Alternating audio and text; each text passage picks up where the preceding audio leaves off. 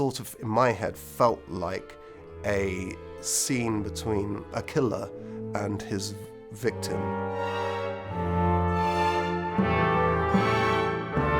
I had lots of plans of how to approach scenes, and on this one I couldn't find the plan. We just had to land the plane now, or there was going to be no show. It's hard to make Will look unattractive, and they did their best.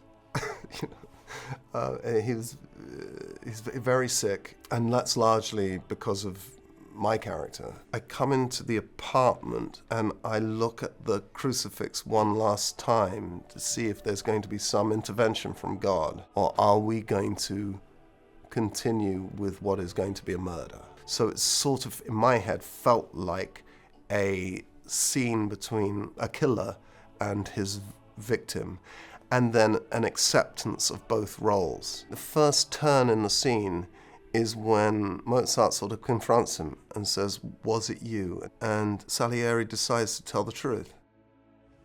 "Yes, you offended me. You're obscene.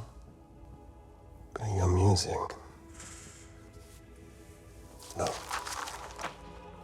His perception that he's been abandoned by God and that he is lavishing a gift and gifts on this unworthy creature, and I think it's actually sort of driven him mad. I think the fury comes from the injustice of why choose him to be the conduit of your voice on earth. I wanted him to become really childlike in that it's not fair. I don't understand. You must understand it. You must know how you do it. I need to know. They hold hands and he hears Mozart's music. And I think that is quite transcendent for Salieri, but also painful. The realization that everything that I've wanted since I sort of went to war with God, I have got. He's dead and he's dying. He's about to die.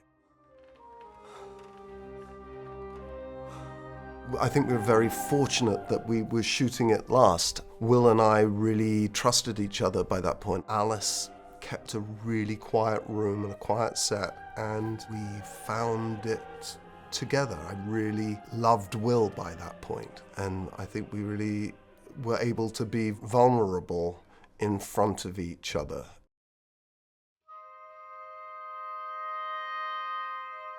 It's not me, but some version of myself. That's the idea, that we are now in the modern world telling the end of a story about a man who has lost control of his narrative. The villainous version of Salieri is almost certainly not the truth. I think it's a really moving idea when he says, just before his suicide, "I'm going to go now, but I'll stand in the shadows and I'll watch over you all. And I am the patron saint of mediocrities." And it's a sort of gentle accusation to the audience that there are only so many Mozarts. For me, what it is about is an absolution of all of these mediocre people. And it's all right. It's okay. And I will be your sacrifice. Vi saluto.